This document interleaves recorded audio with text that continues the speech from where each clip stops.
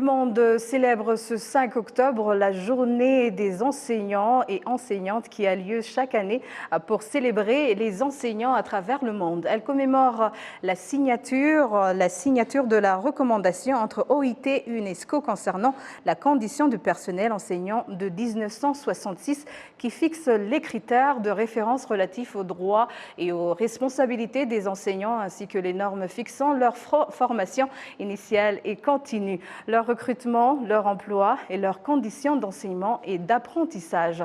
Cette journée intervient alors qu'au Rwanda, le gouvernement a récemment majoré les salaires des enseignants du primaire et du secondaire dans les écoles primaires et secondaires publiques. Cette mesure s'est accompagnée aussi d'une autre décision importante d'harmoniser les frais de scolarité dans tous les établissements publics. Toutes ces mesures s'inscrivent dans le cadre du développement de la qualité de l'éducation prônée par le gouvernement du Rwanda.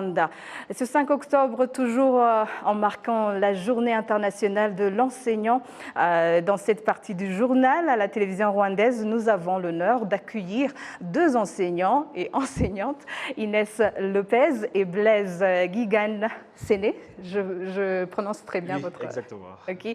Bien, bonjour et bienvenue dans le journal. Merci beaucoup. Alors, une journée dédiée à l'enseignant, qu'est-ce que ça vous inspire? Ça signifie quoi pour vous? Commençons par vous, Inès.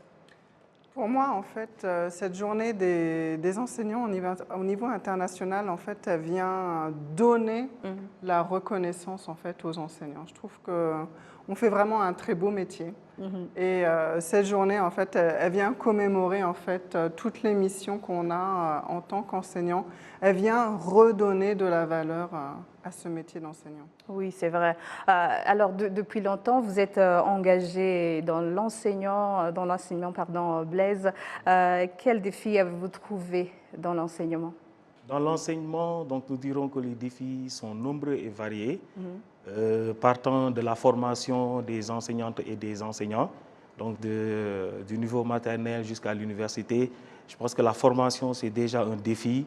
Il y a également le défi logistique dans les écoles concernant les ouvrages, concernant les infrastructures. Donc, tous ces éléments, ce sont des défis qui permettent un peu de lancer l'éducation et qui permettent un peu que l'éducation se fasse correctement. Et par rapport aux défis, par rapport à l'apprentissage du français aujourd'hui, comment ça se passe, Inès? Aujourd'hui, au Rwanda, l'apprentissage du français est en train de refleurir, en fait, si vous permettez cette expression. On est dans cette nouvelle perspective de refrancophoniser les apprenants du Rwanda.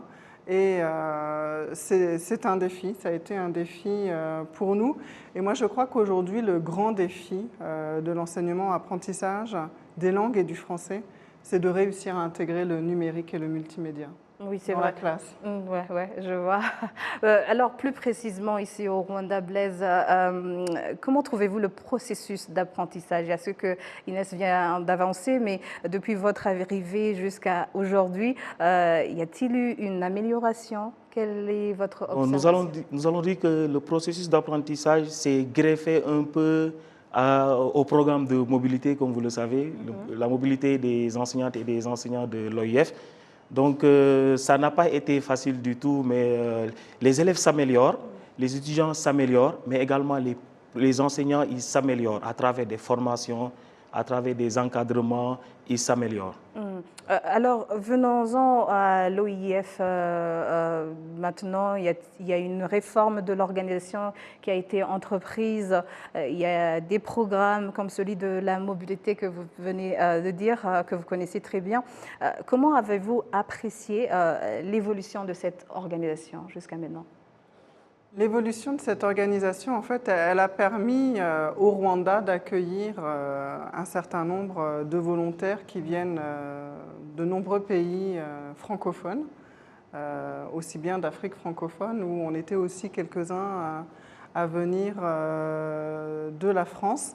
Et ce programme de mobilité de l'Organisation internationale de la francophonie, je crois que c'est un vrai soutien pour le système éducatif rwandais. Moi, j'ai l'impression que ce qu'on a pu apporter, c'est une nouvelle perspective, une nouvelle façon, de montrer une nouvelle façon d'enseigner, d'apprendre le français. Et si on devait retourner en arrière, ou quand on est arrivé, nos apprenants ne parlaient pas du tout le français. Et les représentations qu'ils en avaient, c'est le français c'est difficile, la grammaire c'est difficile, la conjugaison c'est difficile. Je crois qu'aujourd'hui, les apprenants qui ont travaillé avec nous, aujourd'hui ils aiment à nouveau le français. Et aujourd'hui ils arrivent un peu à parler français. Vous partagez aussi... Exactement, je partage le même point de vue que ma collègue Inès. Aujourd'hui, vous le savez, Louise Boukishobo est la secrétaire générale de la francophonie. Elle a initié beaucoup de programmes en faveur de la jeunesse, en faveur des jeunes filles, en faveur de l'éducation de manière générale. Et ce programme de mobilité est venu compléter en quelque sorte ce processus d'apprentissage. Et comme Inès l'a dit tout à l'heure, les élèves s'améliorent beaucoup à travers l'apprentissage du français. C'était difficile au début, il y avait de la réticence, mais c'était très normal quand on veut... J'imagine. Exactement, quand on se lance dans l'apprentissage d'une langue étrangère. Mais après, avec les formations, l'apprentissage, ils se sont retrouvés. Ils ont vu que le français n'était pas aussi difficile. C'était comme les autres langues. Une langue étrangère, au début, ça peut sembler difficile. Mais quand on parvient à s'immiscer dedans, quand on parvient à s'imprégner... À aimer la langue. À aimer la langue d'abord, voilà. Donc, on parvient à faire de belles choses. Oui, d'accord. Nous arrivons au terme de notre entretien. Vous êtes au terme aussi de votre mission ici même au Rwanda. Inès, quel souvenir avez-vous gardé de ce pays? Moi, le grand souvenir que j'ai du Rwanda, c'est d'avoir découvert la francophonie humaine. Moi, j'ai beaucoup travaillé à l'étranger et pour moi, la francophonie, c'était ces activités qu'on mettait en place dans les instituts français, dans les alliances françaises, pour promouvoir la langue française, pour promouvoir la francophonie. Pour moi, aujourd'hui, la francophonie, c'est un Sénégalais comme Blaise, c'est toutes ces personnes francophones que j'ai rencontrées ici au Rwanda. Ça ne m'était jamais arrivé avant. Moi, je crois que c'est mon grand cadeau, en fait, c'est d'avoir rencontré la francophonie des hommes et des femmes qu'ils ont pu représenter ici au Rwanda. Et le Rwanda a beaucoup de chance d'avoir toute cette francophonie sur son territoire. Et vous, Blaise, exactement. Nous arrivons à la fin de notre mission. Nous avons passé 2 belles années au Rwanda, à Kigali, moi particulièrement à l'est du pays, à Nyagatare.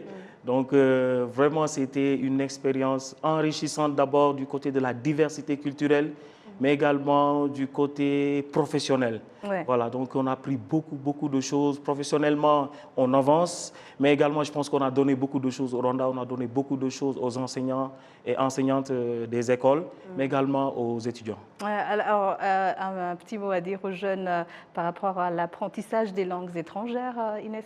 Alors, je crois que c'est quelque chose qui n'est pas toujours bien conscientisé, mais pas nécessairement qu'au Rwanda. C'est de se dire qu'on n'apprend pas une langue étrangère pour l'examen qu'il y aura au niveau national, mais de voir en fait une langue comme une perspective pour l'avenir pour soi. Moi, j'ai beaucoup voyagé à travers le monde, j'ai appris plusieurs langues. Je crois que les langues, en fait, c'est cette possibilité d'aller vers le monde, vers l'extérieur. C'est ça que j'ai envie de dire aux jeunes Rwandaises et aux jeunes Rwandais. En fait, ne baissez pas les bras, continuez à apprendre ces langues pour aller justement à la découverte de ce monde. Voilà, je vous remercie. Je rappelle que vous êtes des enseignants. Nous étions avec Inès Lopez ainsi que Blaise Ngengene. Guignan Sen. Guignan Sen, pardon. Ça va venir. Je vous remercie et à la prochaine. Merci beaucoup. Merci. Voilà.